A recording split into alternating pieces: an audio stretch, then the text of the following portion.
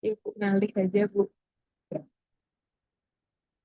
Ya, mana ya? Iya, Bu.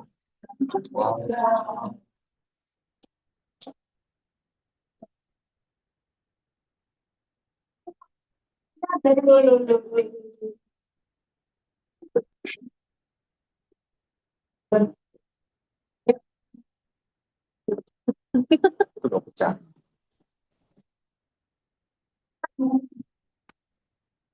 Coba deh.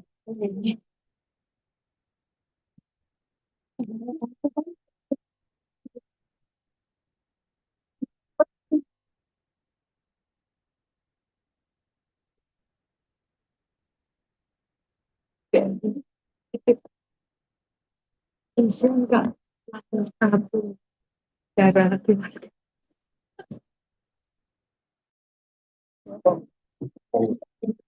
Enggak cuma apa ada. Kumpulin sendiri. Ya Allah, istri. Kumpulin sendiri.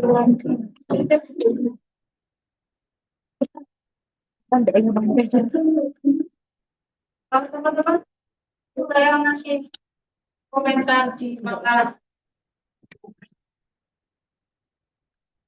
link ya. Yang kalian itu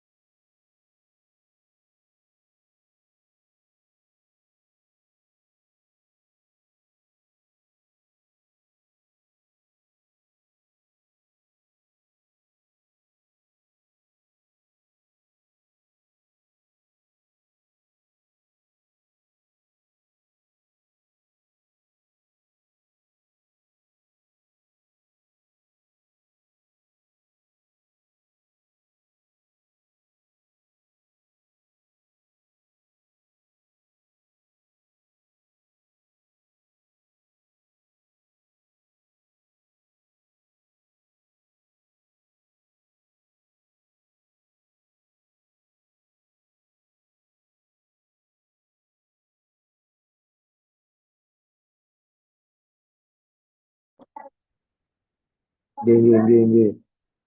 Sami Cak.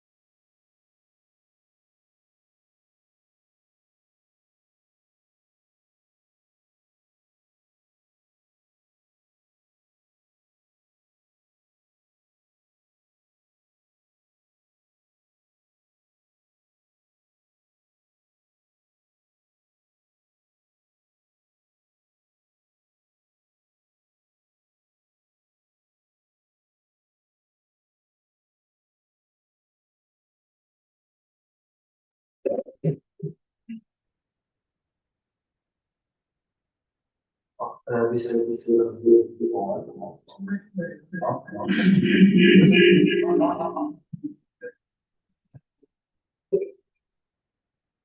ini yang ini.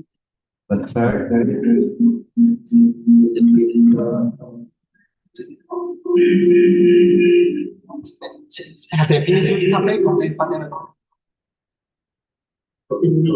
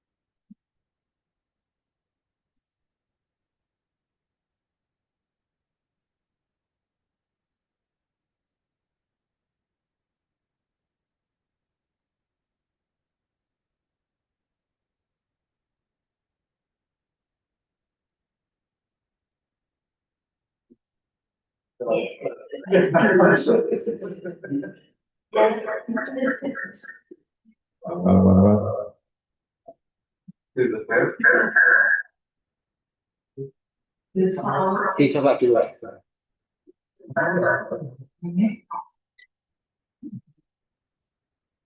Maybe I should switch off the voice. Okay. I will try.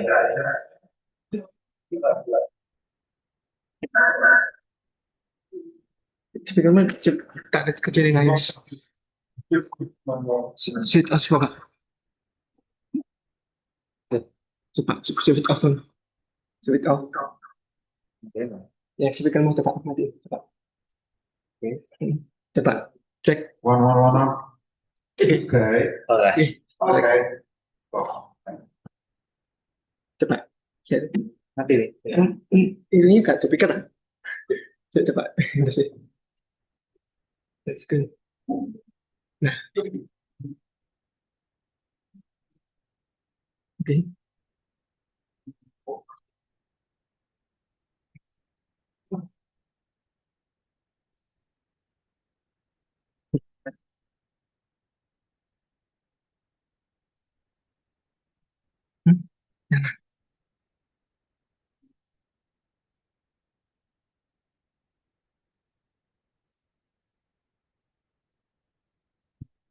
You want to see the presentation on this screen or on both? Still entire is in the bottom. That's all. Yeah. Same.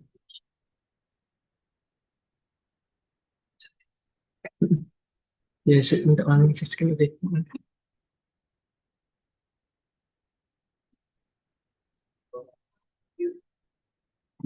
Wow.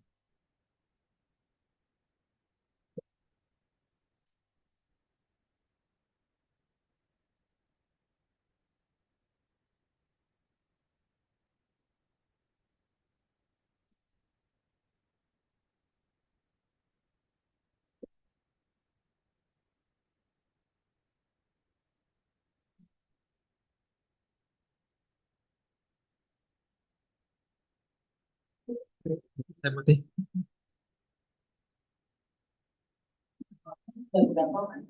Yang online sudah 100 lebih. 100 udah sampai lebih. 100 mentak sih sembilan. 100 Ibu. Pas 100 yang online. J.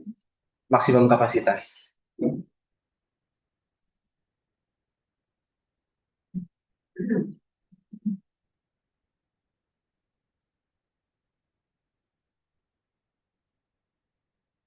Konten internet.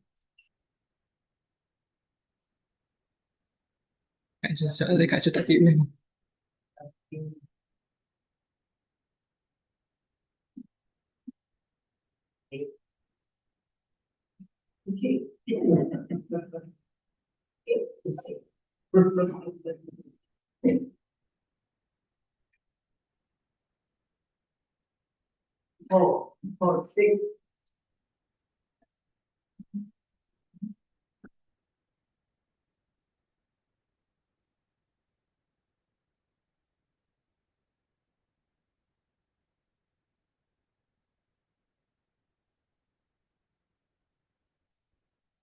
Ini warnanya. Nggak apa sih mas. Gitu kan.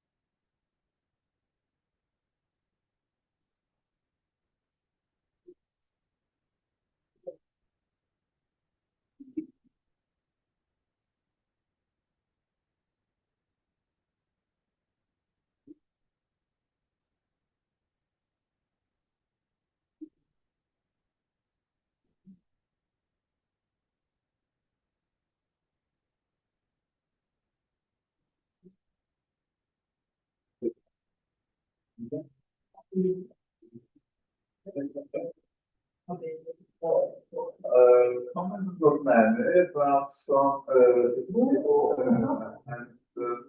some lights on also, mostly from my students. Well, plus the post from Monday. They are also people comment. Ngomongin. Amatin dulu ya. Kalau nulis soalnya. Oke.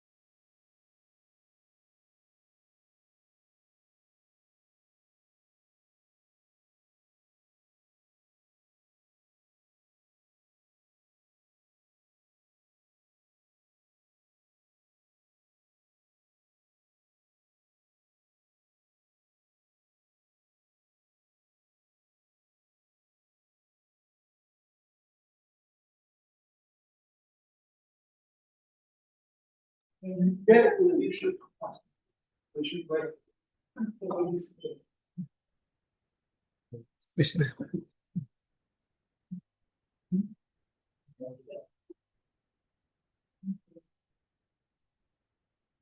Dibantu ya.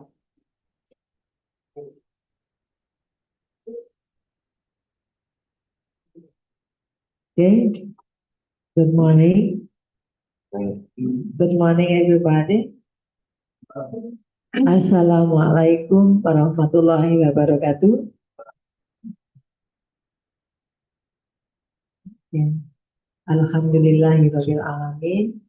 Now we are in this class and we want to join the international guest lecture.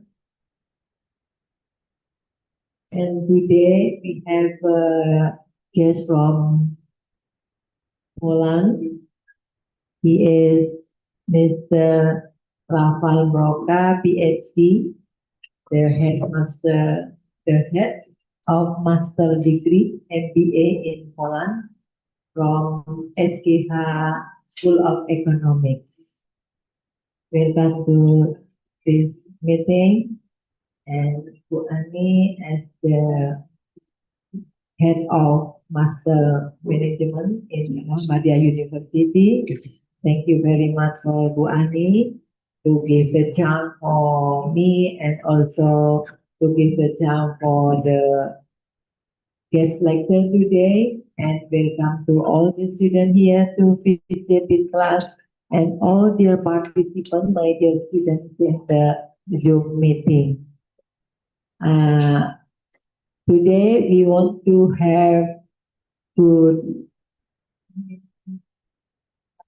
international guest lecture with Rafal Broka about the theme is navigating global challenges through international leadership. Rafal Broka is the specialist in the leadership. He also teaches international students and about the international leadership in international environments. And today in the postgraduate, we are learning about how the navigating global challenges through international leadership means that the international leadership is very important. No times for you, Mr. Rafal, and dear my students, please you before this, I would like Bu Ani to give speech. Sorry, Bu Ani, please speak for you. Bismillahirrahmanirrahim. Assalamualaikum warahmatullahi wabarakatuh. Good morning, Honorable First Rafal Broka, PhD from SKH Watson School of Economics. Honorable Moderator to Julia DMM, dear lecturers, students and all participants. It is both an honor and a pleasure for me to welcome you to this international guest lecture. I would like to begin by thanking Allah Subhanahu wa Ta'ala for His grace and blessings that allows us to gather here in good health and spirit. The theme we have chosen today, navigating global challenges through international leadership, is not only relevant but also urgent. As we all witness, the world today is facing multifaceted and interconnected challenges: global economic uncertainty, climate crisis, rapid technological disruption, geopolitical tension, and social inequality, just to name a few. These challenges transcend borders and therefore demand leaders who can also transcend boundaries culturally, intellectually, and ethically. Leaders in this context is no longer just about thinking or making profitable decisions. It is about being adaptable, globally minded, inclusive, and courageous enough to embrace complexity and ambiguity. We need leaders who can build trust across cultures, manage diversity, and respond to change with both vision and cooperation.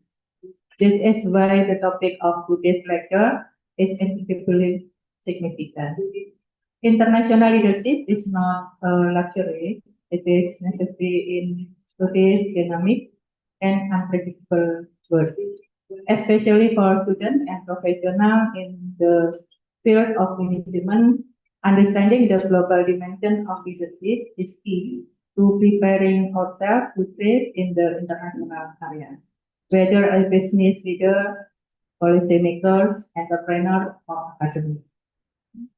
We are deeply honored by the presence of Bapak Rohka, PhD, thank you, whose global experience and academic contribution will provide us with valuable insight into how international leadership is practiced and shaped in real-world context. I encourage all of you to engage actively, ask questions, and take full advantage of this rare opportunity to learn directly from a global growth leader. I also want to express my gratitude to everyone who contribute to the preparation of this event. To all students or participants, I hope today's session has inspired you to keep learning and thinking globally. Let us continue to grow, collaborate, and prepare ourselves to face future challenges with strong leadership and performance. Thank you, and I wish you all a fruitful and meaningful session. Assalamualaikum warahmatullahi wabarakatuh. Thank you, Bu Ani. Bu Ani, as the head of Master Management, also hope you and we are all to understand about the international leadership, and we want to have spirit of the international leadership because leadership is important. It's not only for ourselves, but also when we are taking job in many places. Okay. For the Professor, Associate Professor Rafael Rohka, PhD, I would like you to give time to express all that your expert today. Thank you. It's time for you. Thank you very much. Okay, let's start. I would be here. Is okay? Okay. Thank you very much. Let me introduce myself. I'm Rafael Rohka. I'm from Warsaw School of Economics, Poland. It means Central Europe.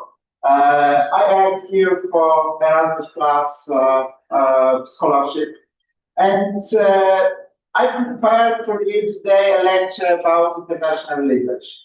I'm director of the MBA program by the university, so I teach usually leadership of my students who are quite experienced managers, because the MBA program is a program in which the average age of my students is about 35, 40 years old. So I want to address today some challenges we can see for leaders in business, because I don't want to concentrate on political leadership. I want to concentrate on business leadership. And the question I ask myself today is, what are the challenges we can perceive in these international organizations today in the world? I would like to start with such a first perspective. We have a few perspectives I prepared for you today. The first perspective is connected with the role of leader as somebody who should stimulate engagement in the organization, stimulate engagement of people, of employees in an organization. And I would like to start with this research. You should know because it's quite popular in the Gallup research. The state of the global workplace report every 2 years, or even every year. Gallup is doing such a report about global workplace. The last report is the report from 2024. Data probably 2023. So still quite fresh report. And you can see that only 23% of employees in the world, there are really engaged employees. Engaged employees, the rest not. The cost of that, Gallup estimated as $8.9 trillion a year. I don't want to analyze very deeply now how Gallup's made this estimation, because only estimation. But the final conclusion is that there's a lot of cost connected with lack of engagement of people in organization.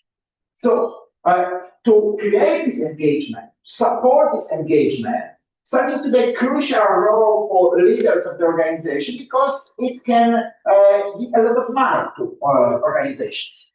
By the way, one more thing, if you analyze the history of this research, because it's made every year or every 2 years, you can see that the situation is a little bit better now than, let's say, 10 years ago. But last two reports are quite stable. So you can see that we have some level 1/4, let's say 1/4 of employees is quite engaged, the rest not, and it's starting to be quite stable now. What consequences for organizations, or what consequences for teams we can observe because of that? Not engaged employees are characterized by lack of interest in work, low productivity, high level of stress.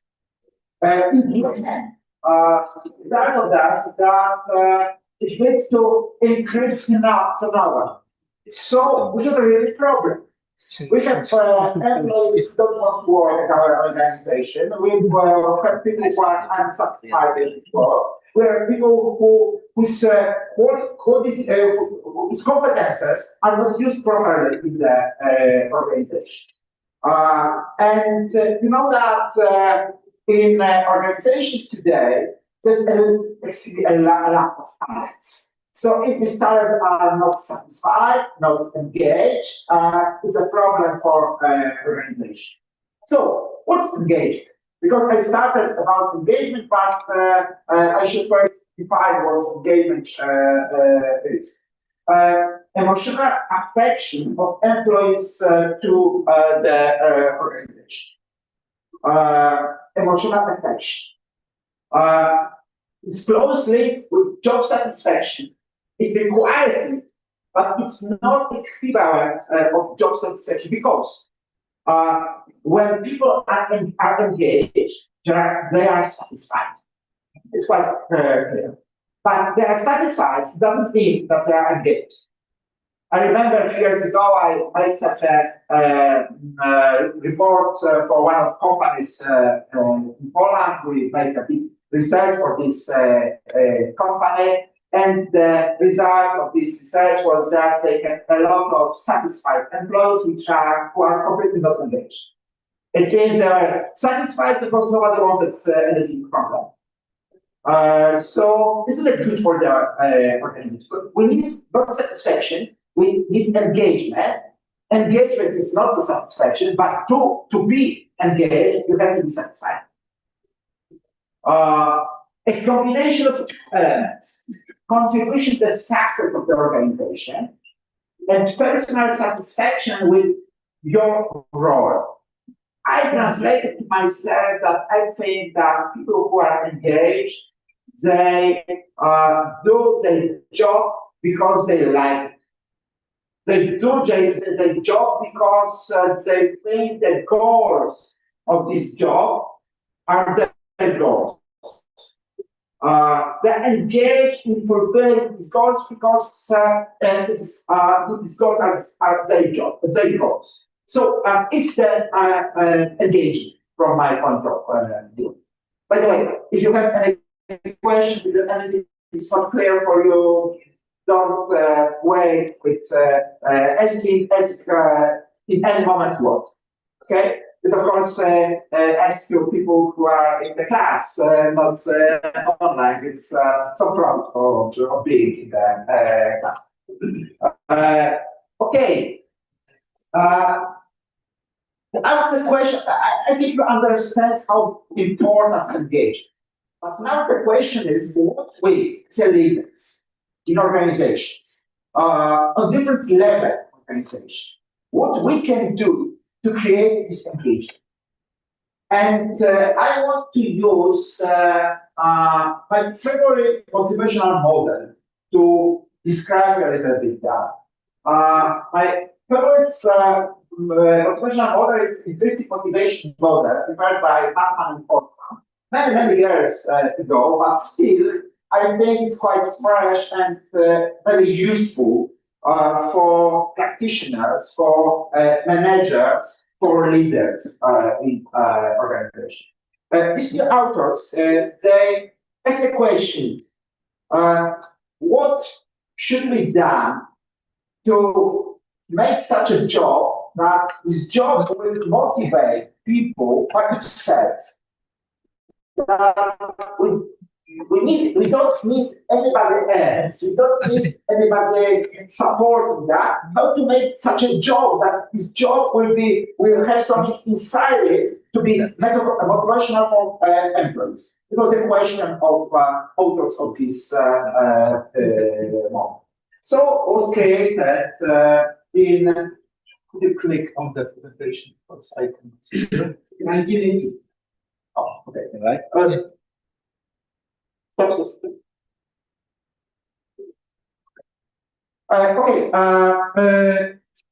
What is about they created such an index of motivational potential of jobs. And to this index will answer the question, what should we do to make a job more motivational itself? And three elements are important in this index, in this model. First, the job will be motivational by itself when employees will have feedback how they do the job. Who is responsible for giving feedback to employees? Who? As well. Who is responsible for giving feedback to employees? Yeah. Yeah, the immediate manager or supervisor of the employee is in charge of giving the feedback to the employee to know that whether he is good or. Okay, so you said professor. I would say manager. You said manager and supervisor. But supervisor. Okay, supervisor. Okay, good. Supervisor, manager, leader. He or she is responsible for giving feedback to employees. Okay, so see, if you are such a leader, manager, supervisor, okay, it's your hands. So you have the possibility to create a job which will be motivational by itself because you can give feedback to employees. By the way, feedback, what does it mean feedback? Feedback doesn't mean that if you do a good job, it's good. And if you do a bad job, I will kill you. Okay?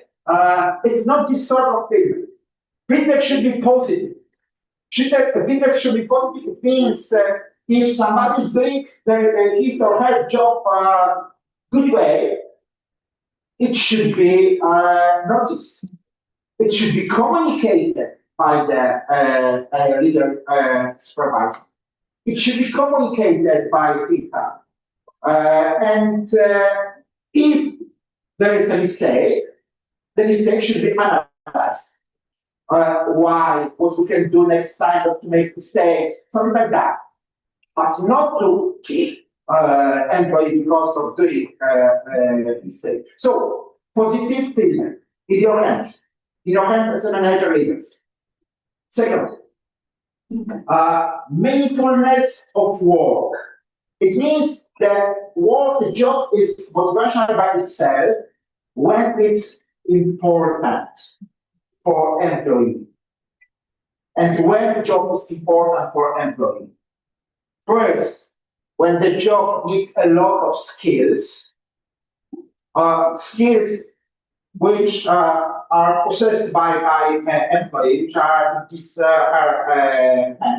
so to use skills of employee, it's the first. Second, if employee identifies the task of the job, but task doesn't mean the next step. The task, it means the final task. What for we work? What are the reasons we start the job? What in the end, in our imagination, we want to have after maybe many years is the task of the job, to identify that, and then treat this task as significant. Once again, my question. Who is responsible for using all skills of employee? Who is responsible for giving tasks and giving meaning, significance of that task to employee? The same answer. Supervisor, leader, manager, in your hand. In your hand. You have it in your hand if you are such a supervisor. The third element, responsibility for actions. Autonomy. Responsibility means autonomy in this model. So, people who have this autonomy, who have this responsibility, they feel their job is more professional. Okay. Once again, my question, the answer will be the same. Who is responsible for giving to employee autonomy, for giving to employee this responsibility? Supervisor, leader, manager, in your hand. It's the reason I love this model. The reason, because all is in your hands as a leader. You should give feedback to employee. Positive feedback, constructive feedback to employee. You should give that meaning of work. It means use variety of skills of employee, say how significant is the task and what is the task of the job. It's your duty. The third, you are responsible as a leader to give autonomy to people, not to direct them strictly, not to say you have to do that, you have to do that, to give this possibility to act independently. It's the role of that leader. If these three elements are together the same moment, this job has a potential to motivate people by itself, all in your hands. Of course, it's not the end of this Hartman-Oldham model, because this Hartman-Oldham model will have this job characteristic indicator as important element, but we have a few, let's say, less positive things also, not in heads, it means it works, but it works when we have individual willingness to develop. So if our employees they don't have this will to develop, it doesn't work. By the way, it's a good suggestion for you as a leader. How should you recruit employees to your organization? Competences, only competences, or some sort of positive attitude there, or no. Of course, you can say that both elements are important. But if people have only competences and they don't want to do this job because they're a little bit overhired, they had perception of the job, it will be extremely hard to use this competence. But if people are full of energy, even if they don't have competences today, we can fix them. We can give them competences. So this, when we are trying to think about these two criteria, competences are less important than this willingness to develop in the organization. So if we recruit people with energy is the first. The second, competences. Not first competences, the second. Of course, the best is at the bottom. But sometimes second, people should have qualification. If you give ambitious job, even if you pay them, even if you all elements, but to people who have no qualifications to make the job, they probably not succeed and they will be frustrated. Disaster, indeed. No motivation. The motivation. And the last one, context satisfaction. Let's say traditional motivational factors. Money, relationship in the organization, personal support of the leader, for example. So in this model, we have also all these traditional elements of motivation. They're important, of course. But we have also this job characteristics indicator.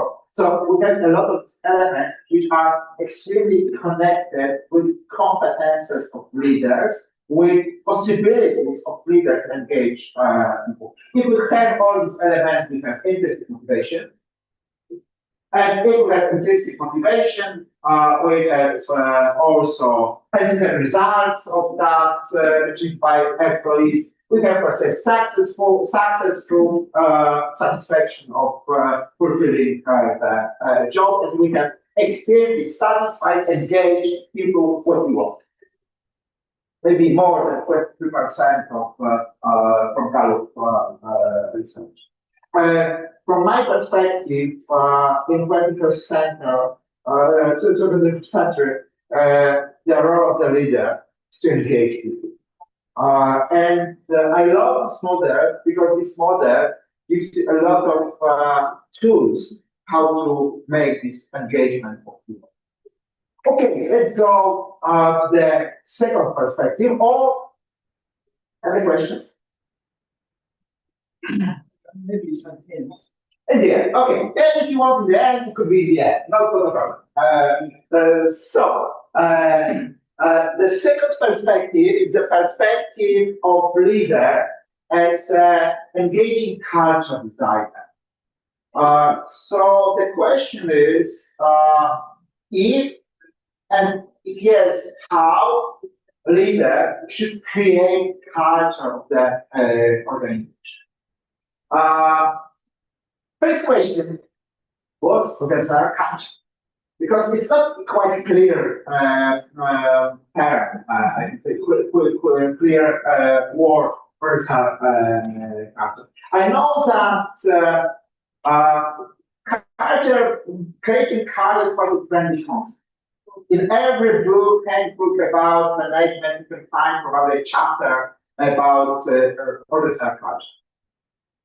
But being honest, I think that only a few managers really think it's important.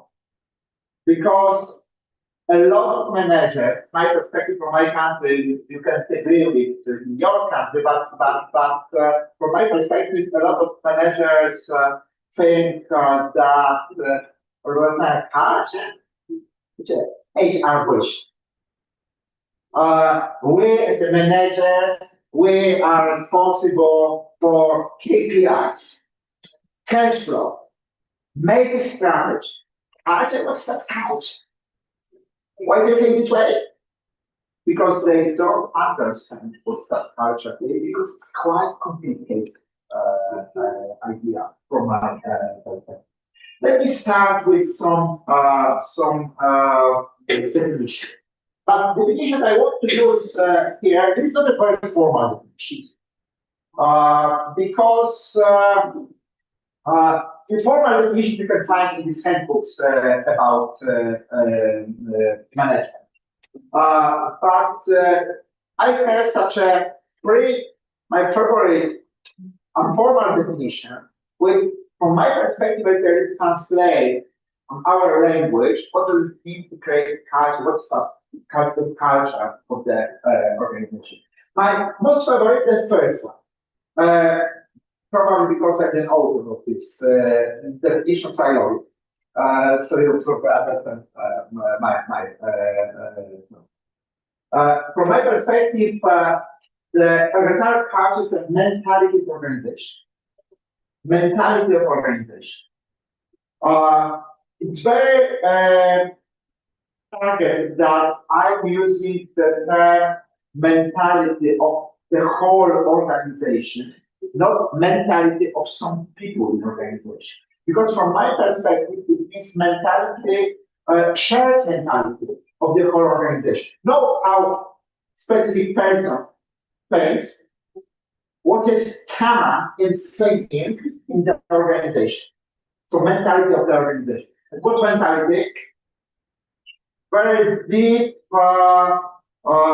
way of thinking about the principles. Very deep way of thinking about principles common for the whole organization. It's a mentality of the organization. It means organizational culture, on my opinion. Second definition. The second definition is not as great as the first definition, because now I'm not an author of the second definition. But it's quite okay because the other definition are my students. There were only students, but they were my students. So you understand that I love the second definition. What's the culture? Culture is the soul of organization. The soul of organization. Nobody can see it, but we feel it. There is everything, everywhere, but it's hard to touch. It's untouchable, but it influences very touchable things. Soul of the organization. Okay. My third definition, also created by my students, DNA of the organization. Organizational culture is the DNA of organization. I would say it creates all things in the organization. All things in the organization are based on this DNA. You can find this DNA in every element of the organization. And one more thing, is it possible to change DNA of a human person, of life? Yes, it's possible by mutation. But first, it's extremely hard. Second, nobody knows which direction the mutation will go. Okay, it's very common with. It's very hard to change. We never know what will be the result. It's DNA of the organization. Okay, but I love this culture. I think it's really something important for leaders. But I love even much more this model of organizational culture. The only problem with this model is that I don't know what I would like to be. The author of this model is Edgar Schein. Edgar Schein, in the beginning of the 80s, he wrote a great book. The title of the book was Organizational Culture Leadership. And Edgar Schein, in this book, said that original culture little bit as iceberg. Okay, everybody can go to North Atlantic Ocean or North Pacific Ocean, and we can see there the iceberg. Everybody of us can go to any organization, and we can see a research culture of this organization there. And today, in this university, I can see the research culture of this university. I can see many elements. But going back to this analogy, really, can we see on North Atlantic Ocean an iceberg? No. We can see only a big, small part, 1/9 of this iceberg. The biggest part of this iceberg is under the sea level. So we can see on the fragment, not very important fragment, the same. What I can see today in this university, I can see only some elements of this research project. Artifacts. I can see artifacts. 3 types of artifacts. Symbolic artifacts. All things I can touch, I can see. I can see your uniforms, for example, today. You have uniforms, most of you. I can see that, but it doesn't mean I understand. It doesn't mean even I will ask a question, what does it mean? I see, nothing else. But probably the fact that you have uniforms now is an illumination of something deeper, a culture of this university. Okay? Second type of artifacts, language artifacts. Language artifacts. The language you use in communication with organization. How we say good morning, for example, to who? How we treat our supervisors. Very formal language, or we are as friends. We use very similar words as we communicate with friends. Language artifacts. Okay. The third type of artifacts, it's behavioral artifact, behaviors. How we behave. Typically, how we behave in the organization. All these elements I can see, I can notice, I can notice when I'm from outside the organization. But as I said, noticing doesn't mean that I ask question what does it mean. Noticing doesn't mean that I have a chance to answer this question. Okay, what is then under the sea level? Quite close to the sea level, so there's light. You can find an idea what's that. Exposed beliefs and values. Beliefs and values. 2 types of beliefs and values. Declarated beliefs and values. What is communicated values and beliefs. Or really values and values. Sometimes it's the same. Sometimes not. Sometimes we declare something different. We add something different. Okay. The second is much deeper. 2 employees know values and beliefs. By the way, employees, not people from outside. It's for people from outside, it's hard to identify all of these beliefs and values. But does employees, do employees know these beliefs and values? Quite a hard question. Because if I asking about this declarated, non-communicated beliefs and values, I can answer yes, they know.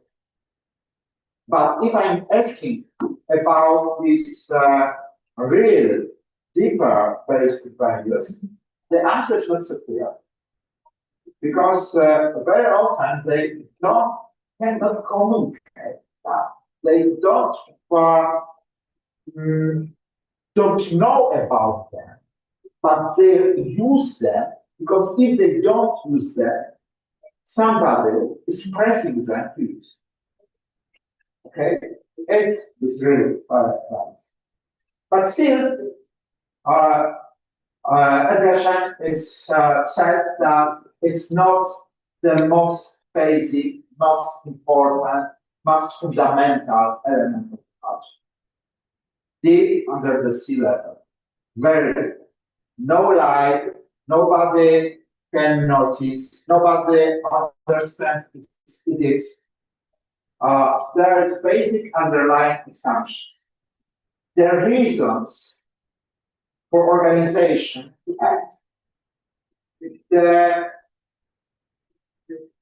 way organization perceives success, the way organization perceives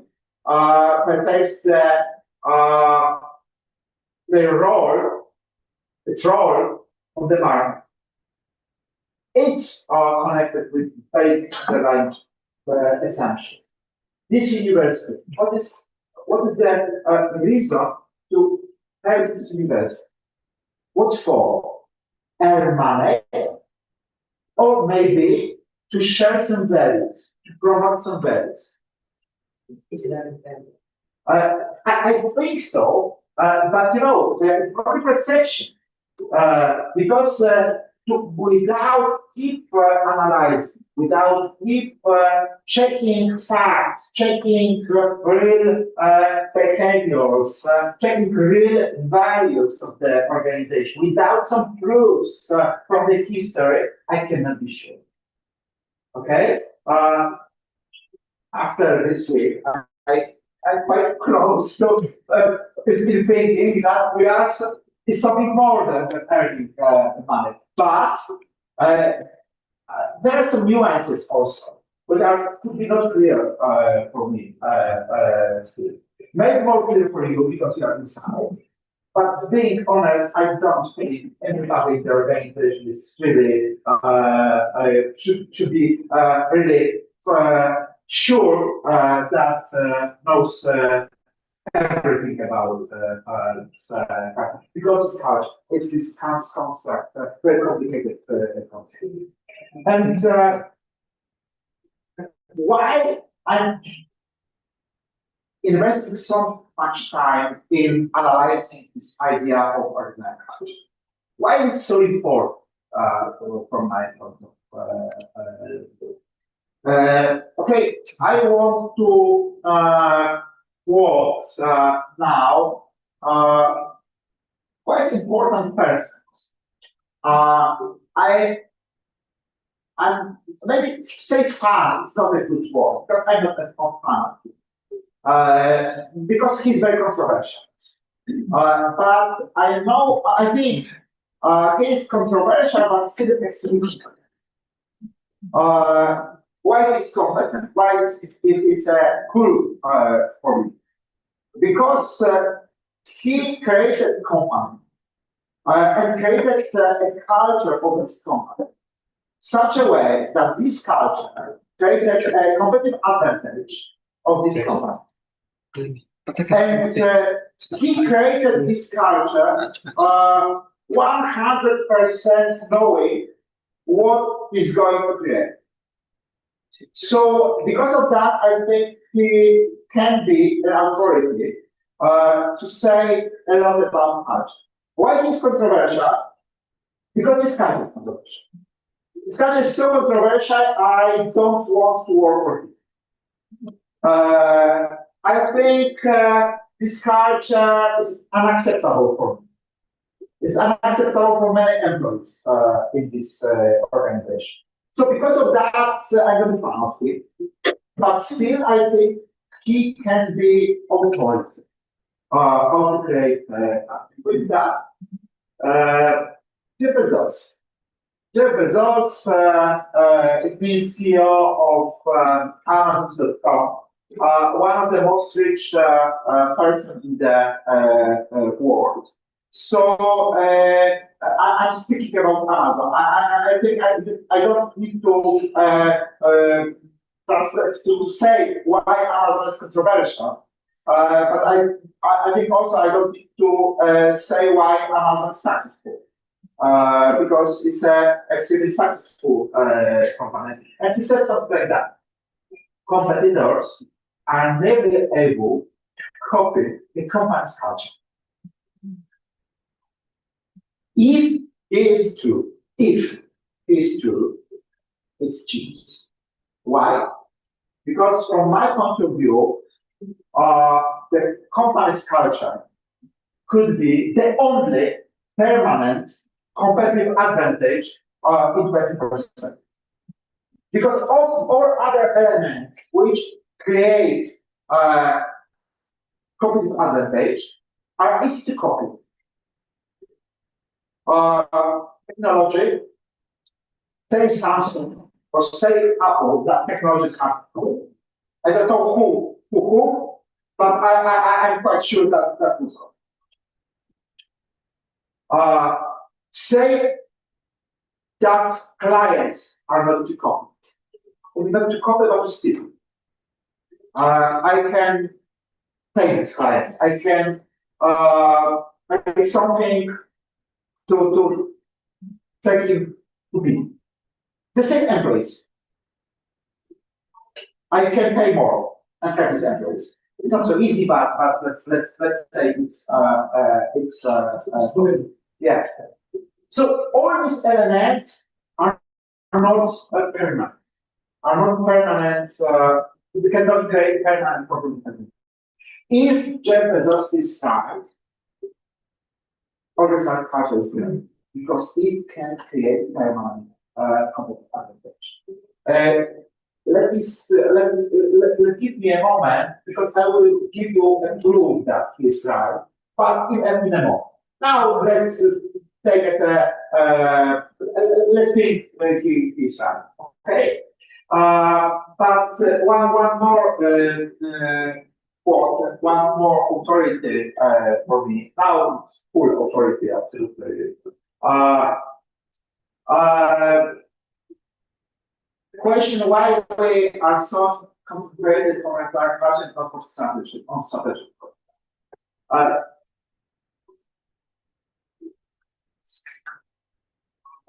Thanks. Peter Drucker said something like that many years ago. I'm a fan of this word. Culture is strategy programs. It means the culture we have, the strategy we have in the organization depends the mentality of people in our organization. Because with some specific mentality, they are possible to create on a specific strategy. This mentality has such a consequences that you cannot create every strategy. So because of that, I think Peter Drucker is absolutely right that the culture is strategy programs. The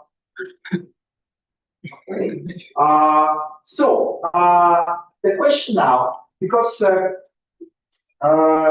if we have great culture, it's great. But being honest, I see a lot of organizations which have problems with culture, in which culture is something distracting.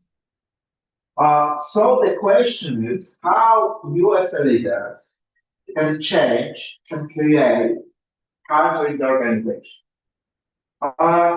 Some process. Diagnosing and creating the need for change. The first step. Second, description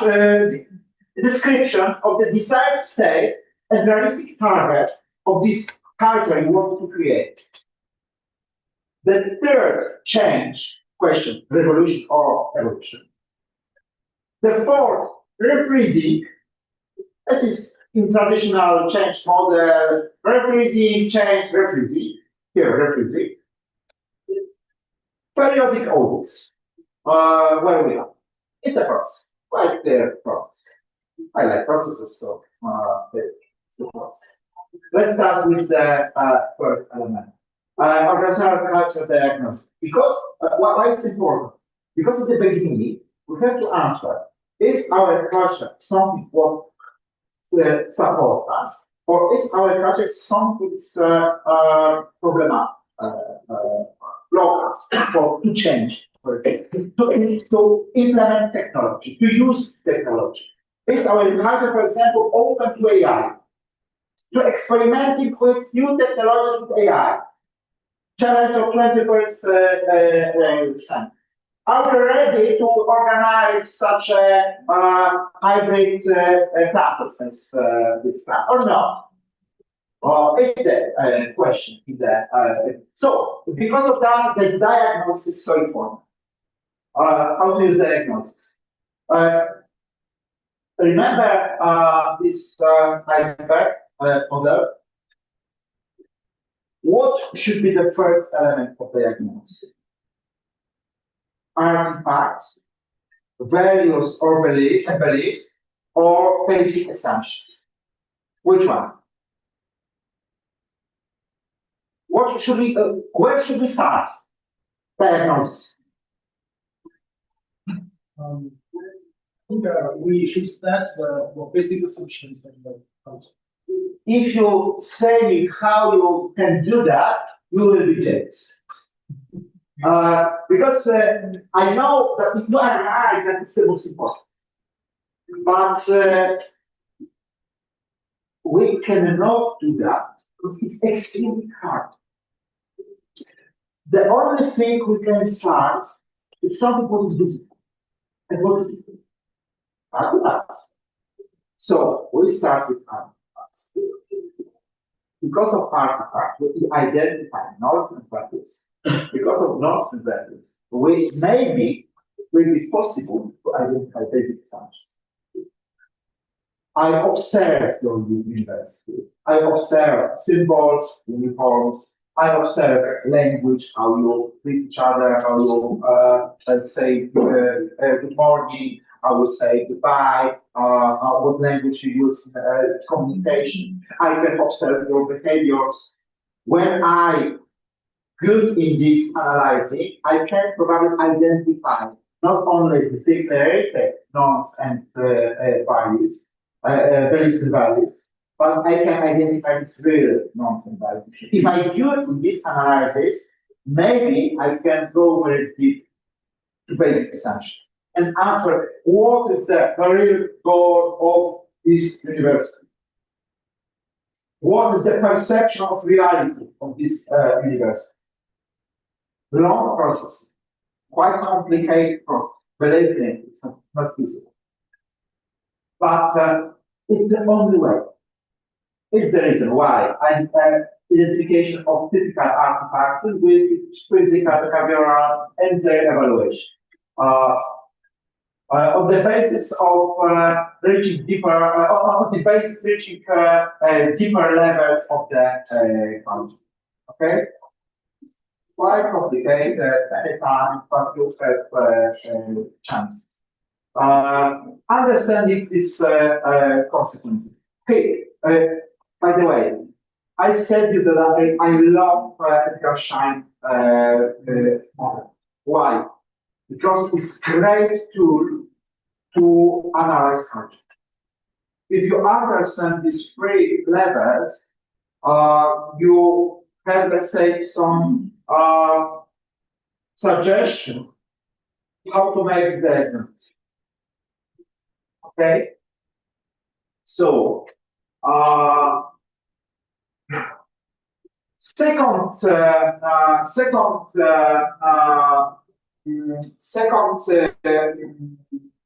part of this process was creating an image of culture, an idea of culture we want to create. Why it is so important? Once again, Jeff Bezos. Once again, his expertise as a practitioner who created a culture of Amazon. What Jeff Bezos said, how to create a culture in any organization. The final shape of the company's culture is a mixture of the following. First one, 30% of whom you wanted to make it. You as a leader wanted to make your organization. Okay? Your idea. Second, 30% of who your first employees were. Okay? So people in your organization, you hired the organization. And 40% a matter of chance. The bad thing about randomly shaping a company's culture is that once it's done, you can't get rid of it. As I said, Jeff Bezos work. So, consequences of this work, a few consequences. The first consequence of this work is that you as a leader, you as a manager, you must know what kind of culture are you building and what the basic assumptions of it should be. You have to know them.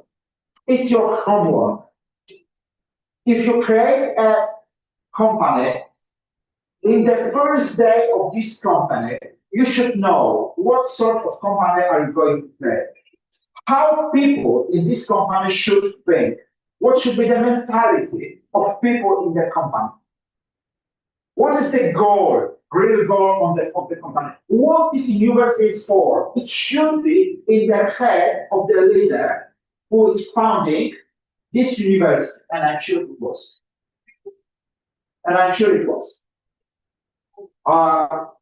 It means it's your homework. It's your homework to do. When you don't do this homework, you can have no possibility to intentionally create culture. Because without this direction, without our intention. So you have to know that your homework to do. Once again, Shine model. Why Shine model is so great? Because it gives you possibility how to make this homework.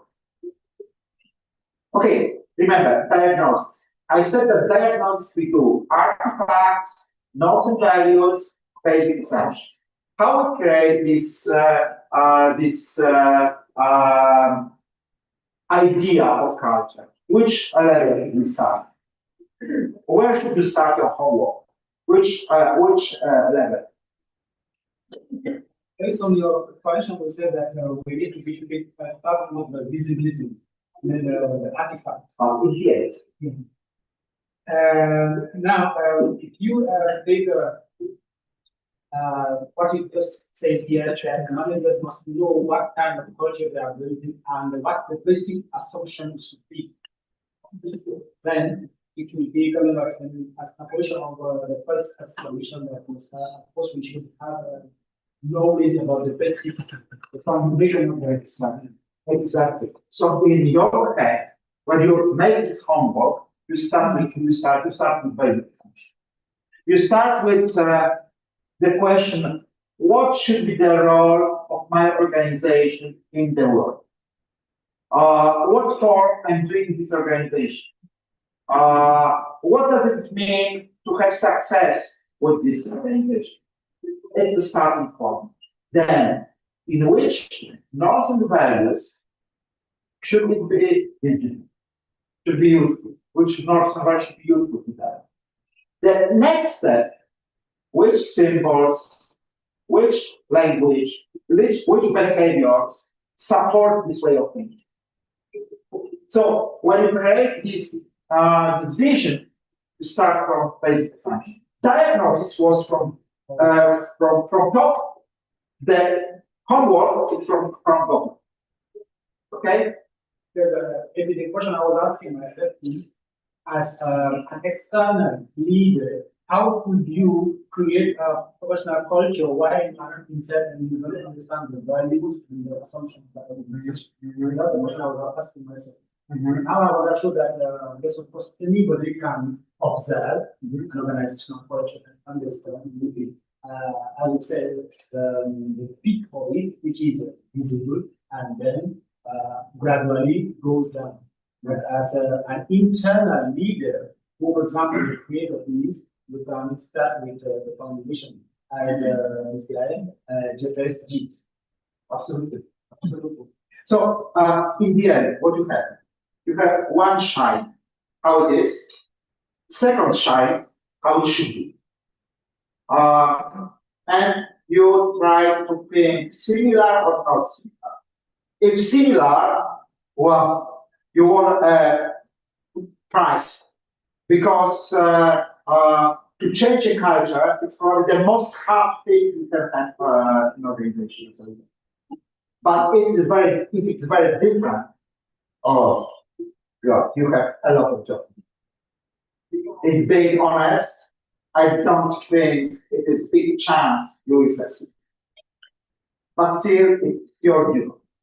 Your duty. Because of that, I think that leadership is quite extremely hard job, extremely dangerous job in organization. Okay. So, what more? If you know what you are going back to this quote of Jeff Bezos, if you know what you are going to create, you because of that recruit people, because of that you fire people. But remember that you can control all the 60%. It's simple, of course. You know the exact system, on the part of this project, because the rest of the target created becomes one environment. For example, 2020 pandemic. Has pandemic influence on culture of this university? I'm quite sure.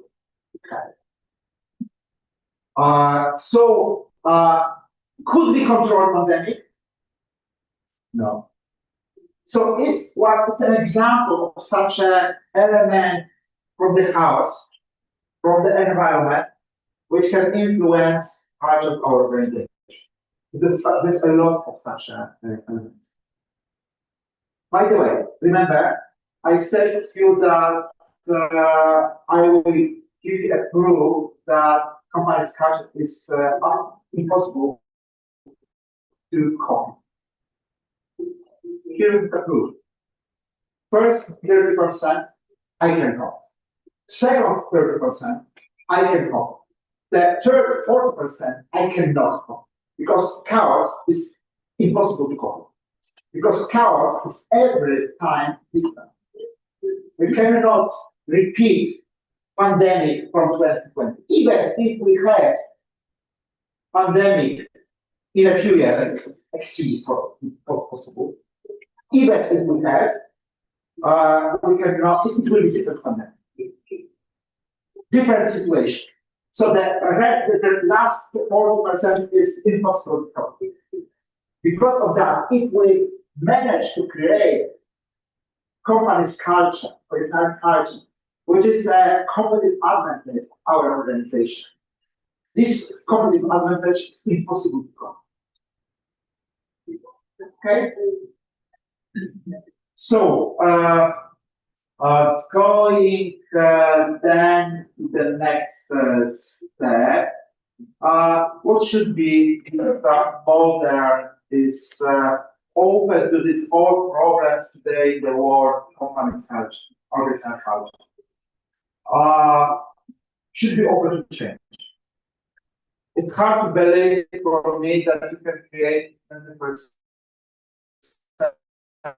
the culture which will hate changes. The world is too crazy today. Second, openness to the environment, curiosity to the environment. Because there's a lot of opportunities in the environment. You have to create culture which is curious of these possibilities. culture of experimentation, culture of trying, culture of pivots, culture of changing all the time. Because of that, culture tolerant to failures. Because if you experiment, if you make all these changes, it will sometimes succeed, more often not. If people are afraid of doing changes because they're afraid to failures, they will not do anything. You have stagnation. Team. Culture supporting teams. Because in 21st century, the single person cannot be genius in everything. It's too complicated. The world today is too complicated for Leonardo da Vinci. I use this analogy with Leonardo da Vinci because I perceive him as a genius in everything. But it was many centuries ago. So in 21st century, it's impossible to be genius in everything. The world is too complicated. So because of that, we need people better than you. Don't afraid to say that your people are better than you. They are in many elements. Maybe there is something in which you are better than they, but it's small. Engagement of people. Culture, create engagement, culture. Remember my model of my model of creating engagement. We should use that. And it's from me because I really believe it's a duty, responsibility of 21st leader, my university, your university. It should be culture which is socially responsible. Values-based. You name it here in this university, Islamic value-based. I name it probably different name, but in the end, I think what we can all do is the same. We think that it should be supportive for the society, supportive for the environment, good citizenship. It's that this is our parents, and it's the responsibility of the leader. It's not a closed list. So you can add something. It's absolutely, but it's the mandate from what should be the culture of 21st century.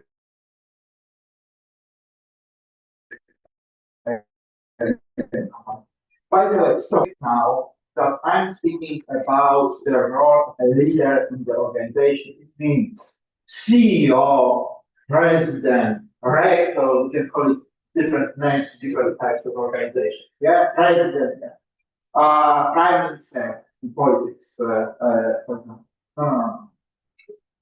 From my point of view, leadership could be on every level of the organization.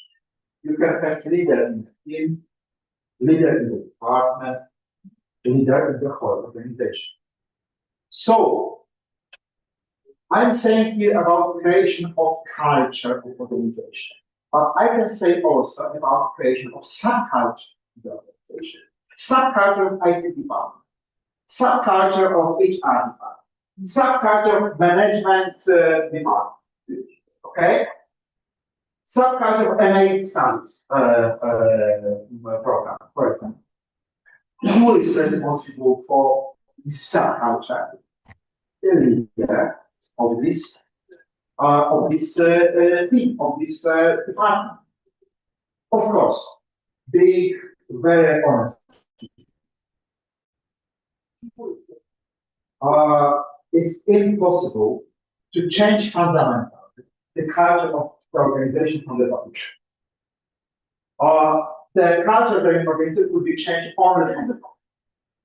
It means if you don't have support from the top, you cannot fundamentally change the culture of your.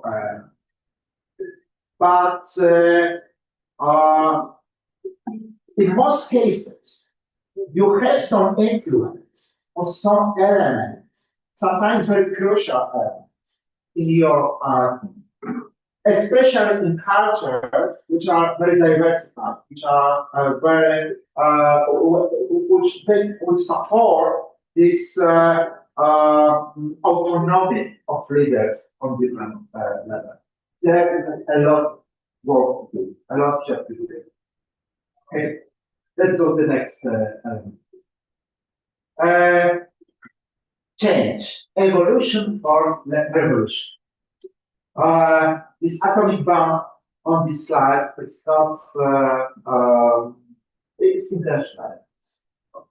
Because being honest, I don't think that radical changing culture, which is completely different today than we want to have, changing this culture different way than revolution is impossible. What sounds done is extremely hard. It's true. It's extremely hard. As I said, if you have to radically change the culture of the organization, I think your chances to succeed are close to zero. But still, I think it's your responsibility. If it looks as a met situation, it's not situation. But sometimes if we don't make this met thing, your organization will collapse. Example: Kodak, Nokia. My favorite example of organizations which collapsed because of culture. Because of culture blocking openness, blocking observing an environment, blocking this organization on technological changes in the world. The Kodak is a fascinating example because they developed the technology of the future. And they decided not to continue investing in this technology because they earned too much money from traditional technology. Crazy. There's no product. There's no product. As examples of organizations killed by organizational culture. So, good example. Positive example, IBM. IBM in 1993 was close to collapse. And then Lou Gerstner came to this organization, and Lou Gerstner had changed the culture of IBM. Was it mad? Yes. He was mad. Because of that, he was to be mad sometimes it means of course, I'm saying about fun, about revolution. Remember, diagnosis your idea. If it's differences, but if diagnosis your idea is not very big, evolution. But if this difference between diagnosis and your idea is extremely big, revolution. Okay. As I wrote here, planting a bomb under the foundation of the old system. Artifacts, but such artifacts which will extremely fast go to the bottom of this iceberg. I said about IBM and implementation of these new artifacts the crucial importance of leaders and symbolic behaviors of leaders. Leadership by example is one of the most important idea of the world of leadership. The organization will be not as leaders are safe, not as leaders think they should be. Organization will be as leaders behave. As these behaviors are interpreted by people in the organization. It's leadership by example. I think it's one of the most useful concepts for people organization and one of the least implemented concept of people organization. Because I can give a lot of examples of leaders who behave in crazy ways, saying beautiful words.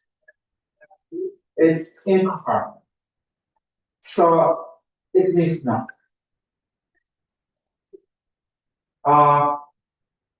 Employees engagement, regardless of the level, yeah, you should engage employees in change of culture. You cannot make such a change against employees. You have to make such a change with employees. Communication, explaining why we do that, why we change, what are the reasons to change. By the way, do you know what's that slide?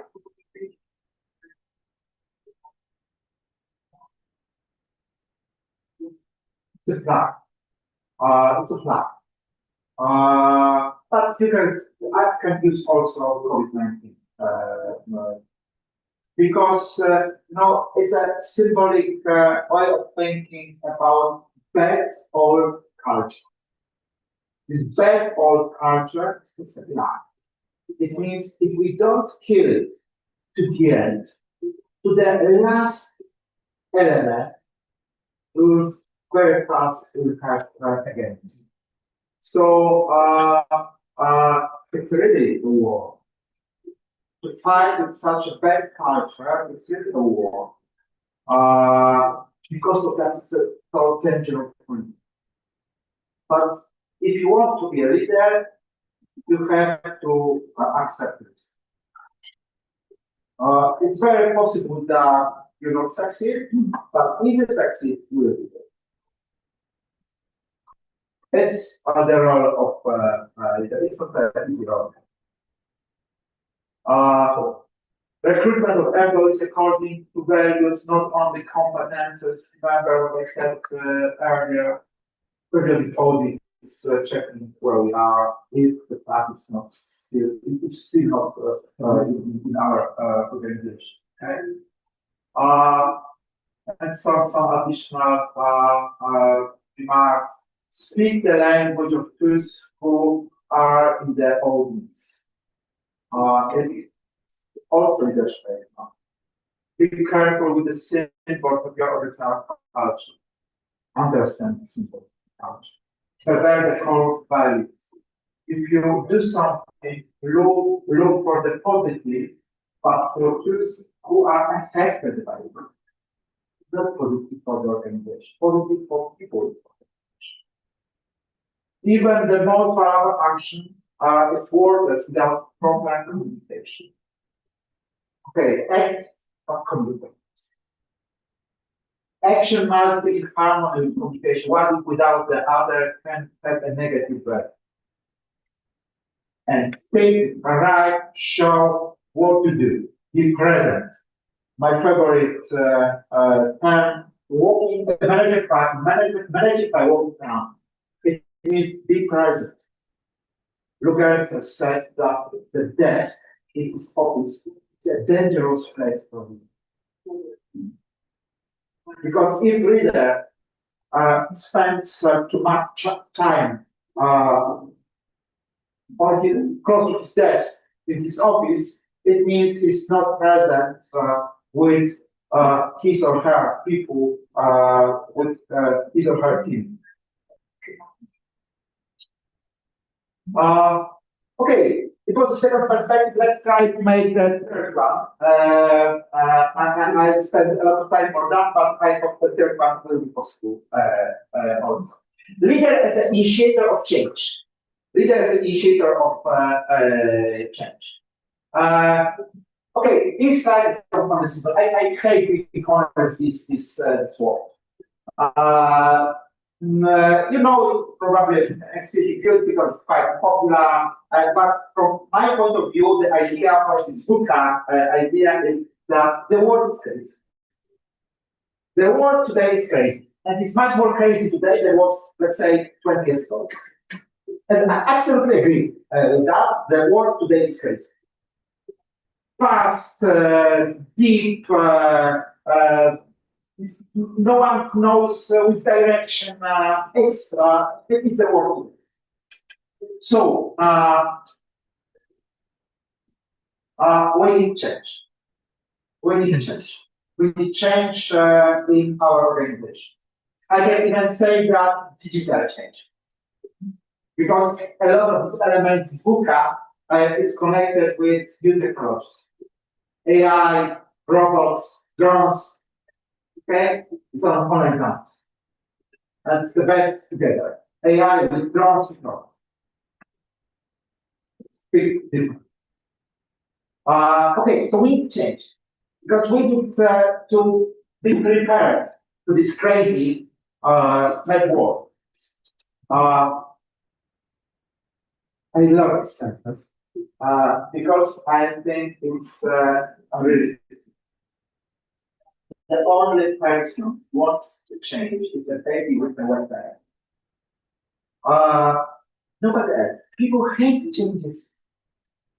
Why? Because they are afraid. Because change for the organization, maybe it's good for organization, but it's not good for me. Because if I change, I have to learn a lot. I hate learning.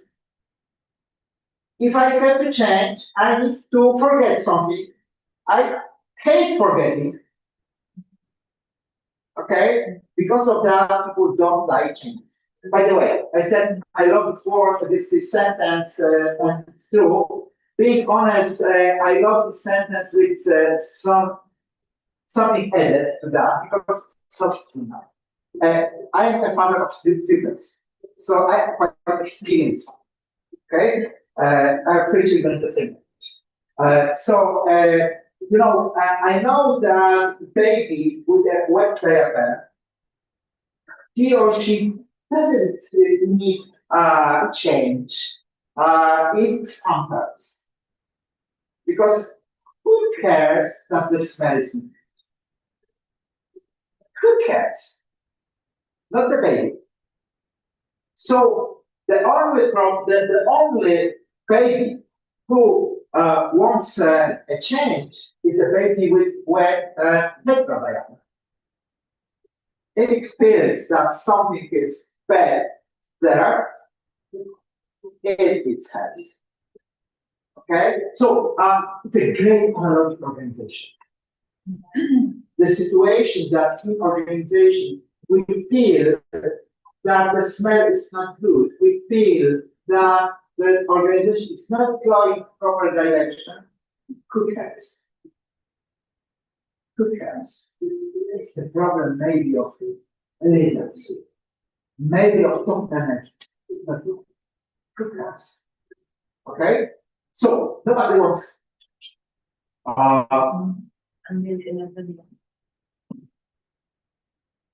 Okay, so I have to. I have 5 minutes in such a situation. So a little bit fast. So we need leader. We need leader to make this change. Without leader, we don't have changes. Who's leader? A leader is a person who makes things happen that would not happen without leader. One of good definitions like this. Maybe let's skip such a situation. Because I want to leave you with this model. And I need about 5 minutes to present. I'm an author of this model. It's I'm an engineer. First time I graduated was computer science at Warsaw Technical School. And because of that, I love mathematics. And I started to teach leadership, very mathematical. Yeah. So because of that, sometimes I wanted to come back a little bit to mathematics, to do something with mathematics. And 2 years ago, I asked myself such a question: can I write a function which will describe the change, the process of change, and the outcome of this function, the result of where this is fitting, what we have here. We have changed. We have why the change? What we want to make a change? So we have this CH and first thing, there's an element F of connected with few elements, which should be bigger than C. What C? Cost. But cost, not only money, energy, effort, emotion, it's cost. What is important? No change in the outputs. Costs are every time bigger than zero. Costs are plus. Okay? Very important. You should reduce costs as a leader. By empathy, by maybe by leading by example, but never, it's not possible to reduce costs to zero. So this element F of few elements, it has to be bigger than C, which is bigger than zero. And see, this element is a product of few elements. Product, it means any element of that is zero, we have to get zero. So every of these four elements there, you have to have that. They're critical to make changes. What sort of elements? First, the level of dissatisfaction with the status quo. It's a little bit surprising because the role of the leader is not to reduce dissatisfaction with status quo. The role of the leader is not to make people, organization happy. The role of the leader in 21st century is to make people feel dangerous situation, because if they feel happy, they don't want change. If they are afraid to change less than status quo, they will change. Okay? Second, vision. A clearly defined and sufficiently attractive desired state, objective expected results. Communication of vision, final vision, where we want to go. S, support of certain authorities. Every word is important. We need support of organization, of some people organization, but not everybody organization. Maybe I will give you one more. Brilliant. It's a model of my master. I have such a master. JP Kasarian. I was privileged to be taught by JP 5 years ago. He was a professor at Babson College in the US. Extremely open, great, smart person. I think he was because died past person already. But he left me with a great model of understanding the process of change. What's the model? On the one axis, we have people who support changes and oppose changes. In every organization, with this group of people who support, we have a group who oppose changes. On the second axis, we have people with high competence and high respect, and people with low competence and little respect because of that. Who is the most important, the most interesting group for us? People who support changes, and they have high competences and high respect because of that, because they can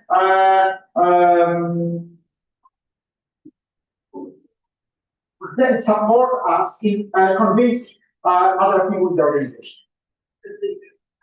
People who support changes but have low competences and little respect, they're also interesting because they are on our side. But to be more important for us, we should give them competences. And because of that, create their respect. How? By using this with high competence and high respect to mentor and coach this with low competences and low respect. Then we transform this with low and low respect a little bit in the position of high competence and high respect. But the most interesting part of this project is the bottom part. People who oppose changes and have low competence and little respect. JP said, do kita with them. You know what's kita? Kick in the ass. Kick in the ass. Kick in the ass. But do it strategically. Very bad words, big honest. But it was a sort of standard communication technique. But do it strategically. It means find a proper moment, give a symbolic meaning to this situation, and find a proper recipients for this signal. From my perspective, it's really something great because it means I don't need to fight with everybody during the change. I can make this keep up with some of them. It means I don't need to engage very much in convincing them. But I should do it strategically. But James is my motto. Never ever do keep up with people with high competence and fancy. Why? Because if they have high respect, it's a question: do you keep up with them, or they do keep up with you? Do you do keep up with you? Probably. Second, if they have high competences and they are against, oh, maybe they are right, they are smart, they are clever. What should you do with them? Listen to them and try to drop them on your side, try to convince them, but maybe change it a little bit. I call now, you understand why I'm saying support of certain authorities. Every word is important. The last thing, small quick wins. First practical steps toward desired state. Why? Because this model of JP is simplification. Because it's not true to only support the support. In between, we have people who are neutral. What they do, they should do something what will be safe for them. If we convince them that change is safe, they will be supported. If we convince them that change is dangerous, they will support opposites. So it's crucial for a leader to convince these people that the change is going proper way. How? First, small, quick wins. You plan a change. This change is collected from many small activities. Which one should be the first? Not the most hard, the most easy.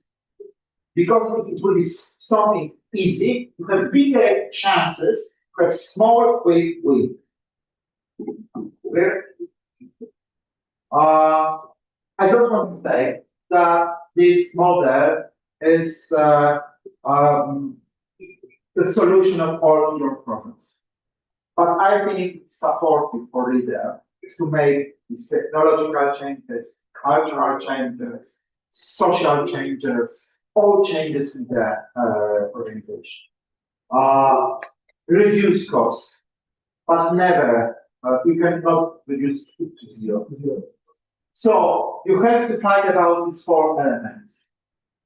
Level of the satisfaction, to some level is okay. Of course, not too much, because it will be distracting for the organization, but some level of satisfaction is your support suite. Clear vision, support of certain authorities, and small quick wins. You should find about okay, it's the place where I have to say so. Because we discussed a little bit. So if you have any questions, I absolutely open to discussion. Thank you, Dr. Dear resident, thank you. Next question. And all the students from Zoom meeting also can answer that question. So this time for you.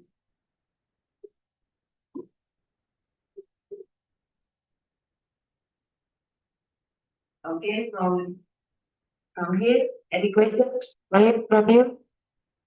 Maybe you can. Okay, I will start by thanking Dr. So, I would like to start by thanking Dr. Rapal because of the brilliant presentation he did. And at the beginning, I was having a different perspective of this session because you're looking at the topic navigating global challenges through international leadership. It encompasses so many issues. But alhamdulillah, when he started, he guided us and traced the track that we will be going through, meaning in terms of business, not political issues or issues. So that's one is a very great something I have appreciated. And the next thing is I may have some questions. And the first one is, for example, he talked about disengagement in his presentation. And yes, of course, he gave some examples of disengagement. It can include losing gain, satisfaction, and lack of affection of the work. Now, my first question will be in version of this one, which will be to know, for example, what are some of the factors which can lead an employee to be disengaged in an organization? That's the first question. I don't know whether I can. You ask about factors or consequences? So the factors which can lead somebody to be disengaged, because before he is disengaged, before he loses the interest or affection or responsibility of being the job. May I answer at once? Yeah, yes. I think the opposite depends. I said earlier before. It is if you give to employees only negative. If employee they work okay, you say nothing as a leader, and when they make one mistake, you ask them to go to your office and say you did this mistake, you are awful. Okay, after something like that, I don't know. your anything because when I did great things nobody noticed my perspective. When I did one not important mistake, I was sitting this. So it would be it can kill engagement, absolutely kill engagement. The second example, I am employee with good competences. I have a lot of ideas. I'm full of energy to start work. My boss is asking me to his office and say, "Okay, Rafael, here is the job for you for tomorrow. You have to prepare for me this strategy exactly this way I prepared for you." Boss, sorry, I have a different idea. I don't need your idea. You have clear order how to prepare this task. Do what you are expected. Nothing else. Right? It's killed my engagement because I have no any freedom to do anything my way in the organization. So it's some example, but in my answer is one challenge, one maybe mistake, because what I said is very cultural oriented, very cultural flexible, because I can imagine also cultures in the world where this communication should be more straight, more direct, more top down, and I can imagine some cultures where any top down communication will kill engagement. But even if this culture, if this top down hierarchical communication, I think that there are some borders which, when you cross these borders, would feel engagement. Absolutely. Okay, thank you for this question. And the next one is about the theories or models. You have exhibited here a very nice model from Shane, asking, looking at your organizational culture from. But I want to make maybe or to relate. There is a simulation, the first model you explained about motivational factors of the employees in the organization. So I want to be looking at, for example, two other models of experiment that I have related to it.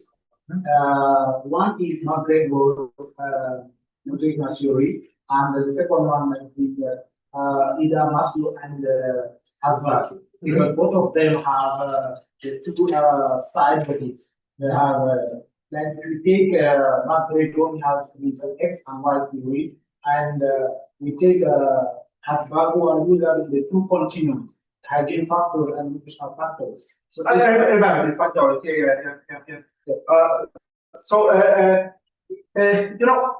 From my point of view, every of these theories can add you something to better understand the motivational process. Muscle. Starting with Muscle because theories.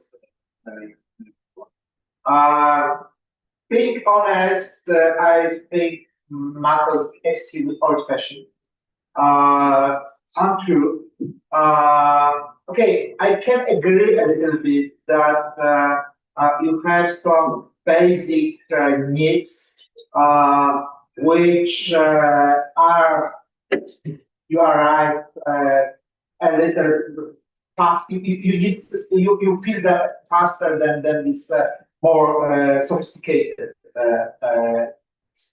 But I don't think he was right saying that this trigger, this more sophisticated needs, there will be felt by employee after fulfilling this basic value.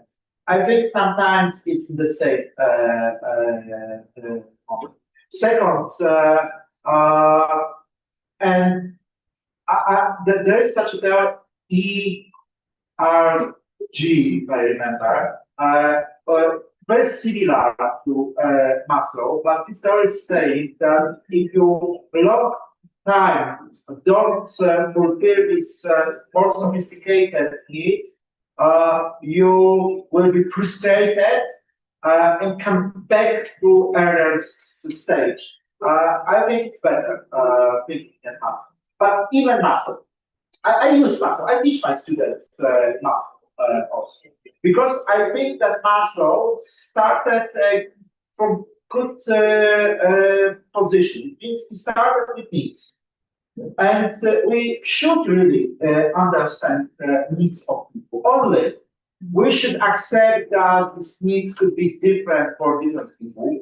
The hierarchy of Maslow doesn't mean it is the same hierarchy of all people in the world.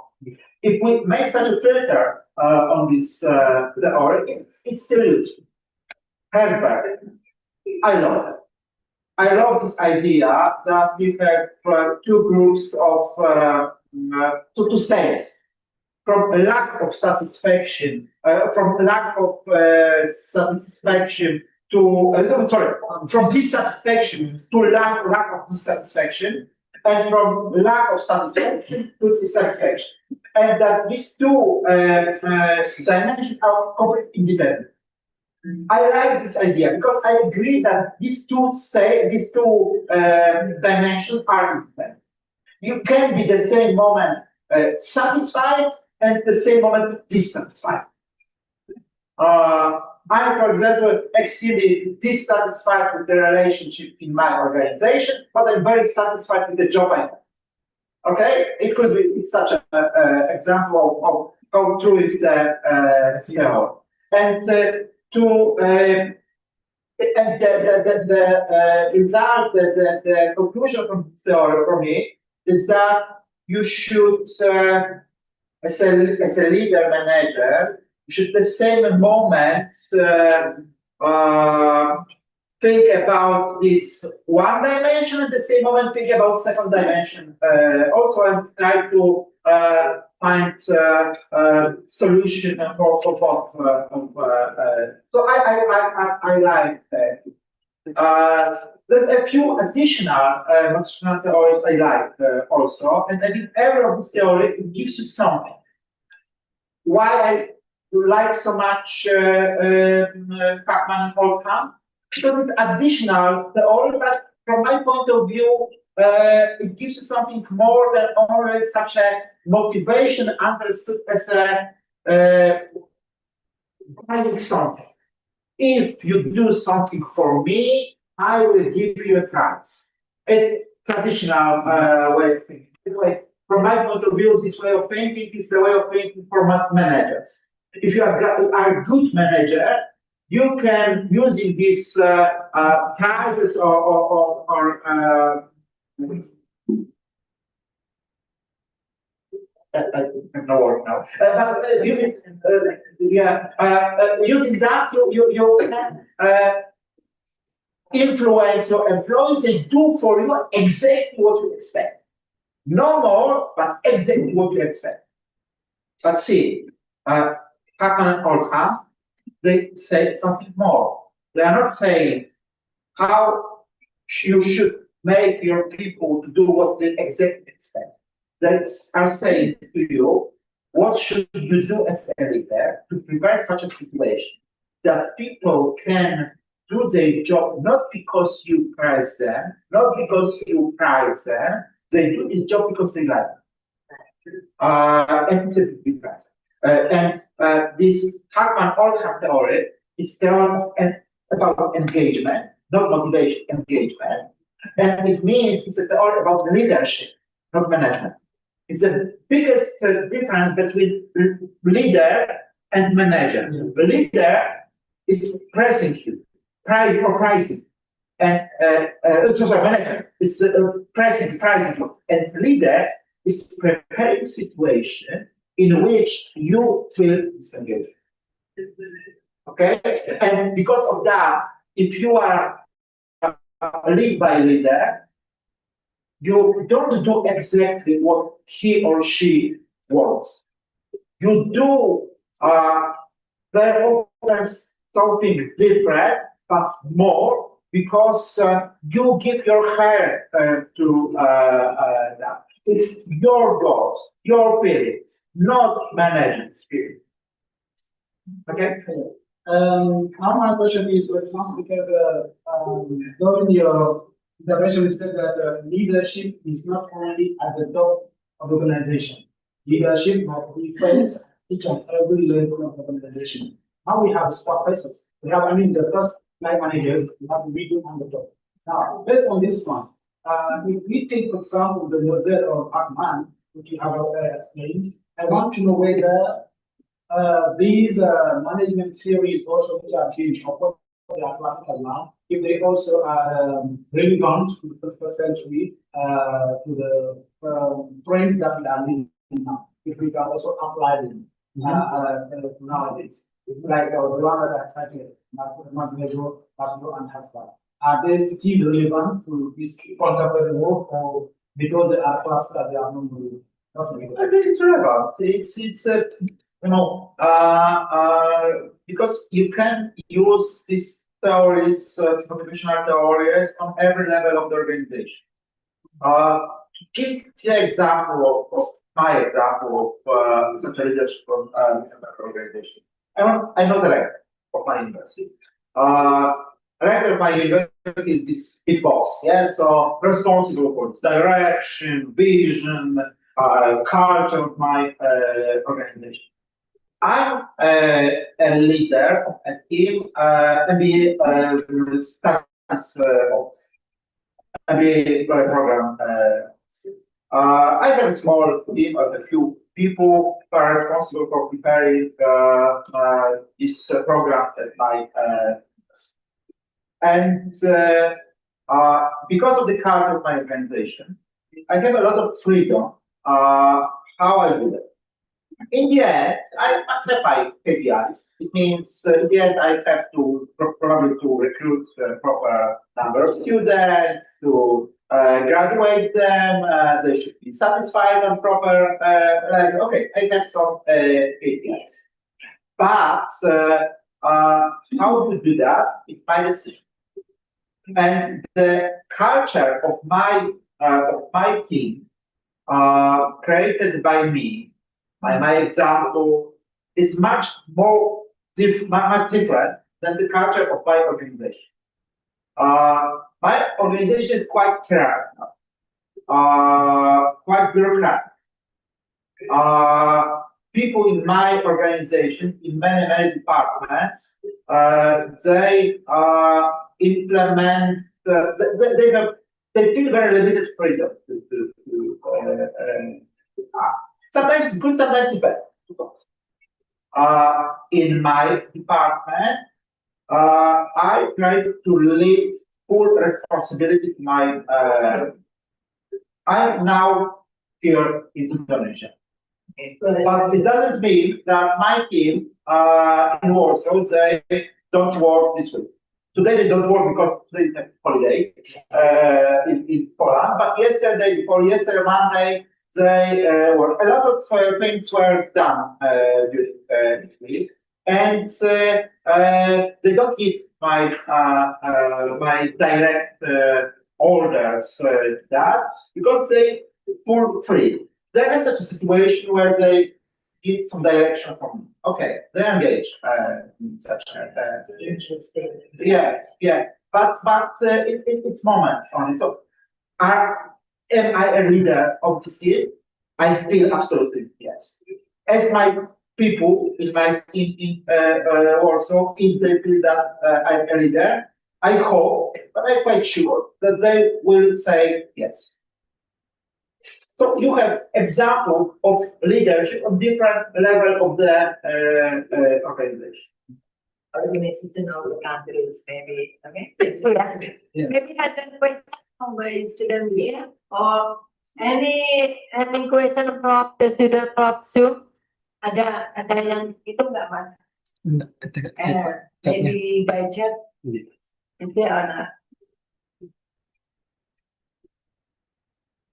Okay, from here, okay. You see? Okay, thank you very much. First one, my name is Sultan. And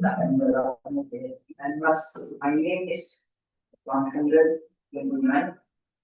So my question, firstly, I want to highlight the ideas of the leaders is the initiator of change. Okay, maybe you can send. Yeah.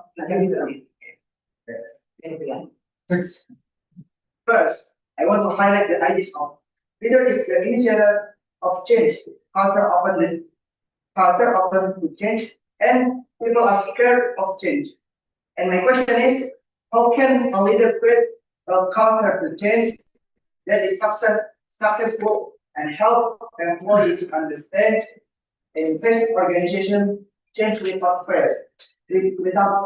Because if I look at the case of Tupperware, whose culture was built on mouth and home promotion, the company experienced decline and underwent leadership change, leading to a transformation of the deeply rooted culture to adapt to external conditions. However, instead of surviving, Tupperware went bankrupt.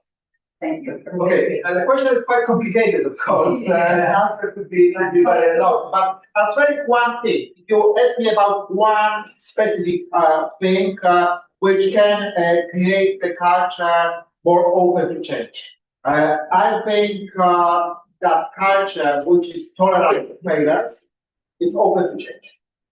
Because because what's change? Change is a risk. Change the risk, it means it's very possible that I will succeed, but it's probably more possible I will not succeed. So when I do now a decision, a risky decision, and I expect, let's say, 20% success, 80% if I'm afraid that this mistake, because it's, this lack of success is a mistake, if I'm afraid that there's no reason for me to make a change. And if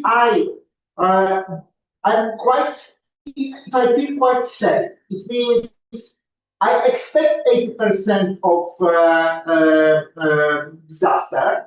But at the same moment, I don't afraid this disaster because I know that my boss in the end will say, okay, Rafał, you tried, you did a good job. Okay, this time we're not it wasn't successful, but let's think now what we can do to make it successful next time. And in the end, you're great because you tried, you learned a lot because of that. I feel I should make the next changes.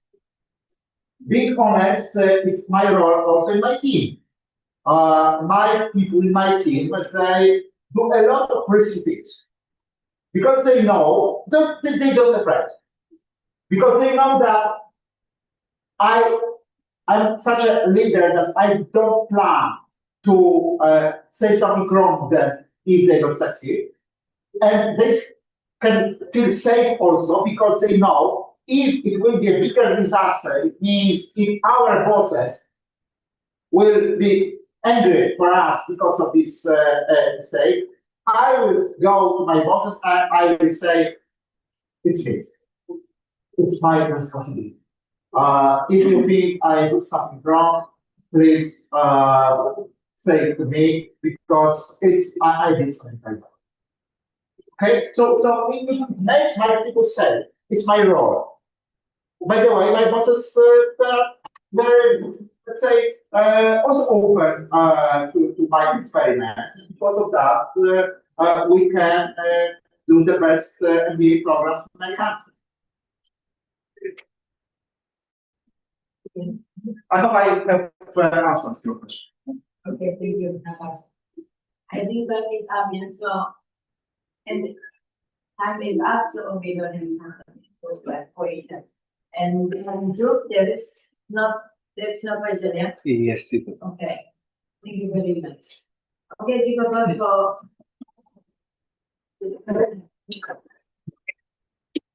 And thank you. Kameranya tak ikut no. Again, today I do hope that all my students have understood about the legacy, about the organization culture, the factor of the organization culture, and how to change, and the factor of the organization culture change, and how to be hired as the manager, how to be hired as the manager. And the conclusion is depend on you, what you want to understand and what you want to know. And today, I think we have 2 points important. Leader and manager and organizational culture. And leadership is very important for us to understand and how to be hired and how to manage everything in the organization, especially in the business. Thank you again for your explanation today. And I do hope that all my students will understand deeply about international how to face the technology. Yeah, and I hope to get the student can be hired and understand how to have creation and innovation, yeah, to face your future, bright future for you. Thank you very much. Assalamualaikum warahmatullahi wabarakatuh.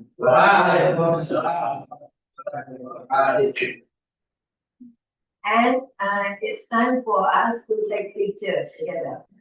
Zoom-nya kita take picture dulu, Mas. Oh, yes, Okay, please use the picture for Zoom, and then here take picture together. Sini dong. Depan. Here. Oh, Zoom-nya take picture. Please TV on cam semua take picture. J, Ibu. Oh, iya Bu Adi.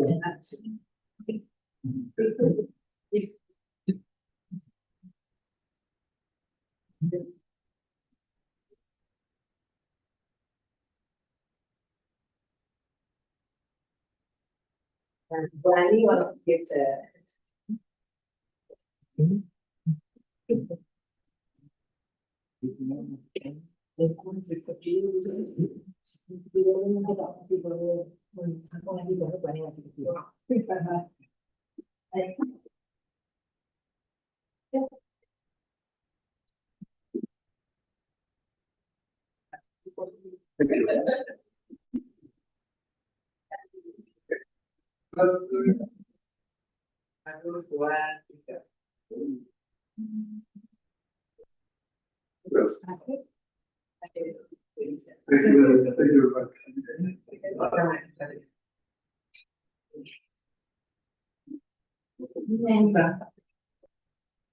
Okay.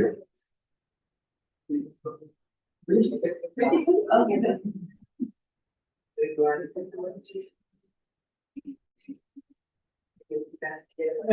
Sama-sama. Ini sesuatu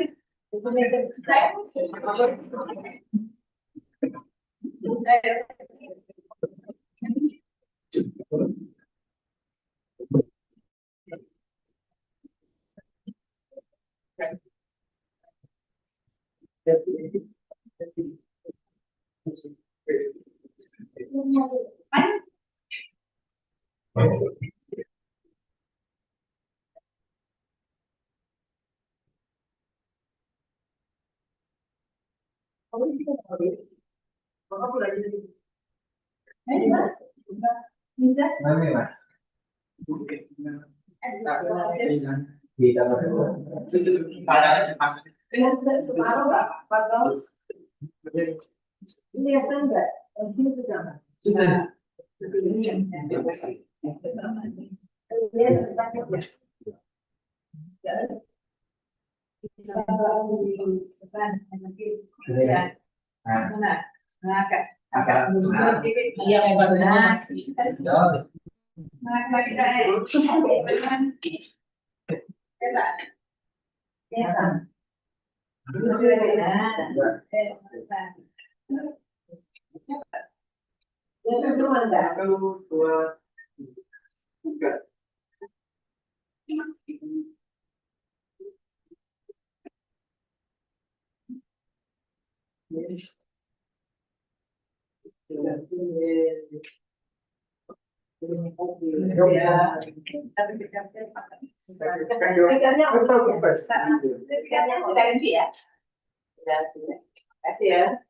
Retensi jangan lupa.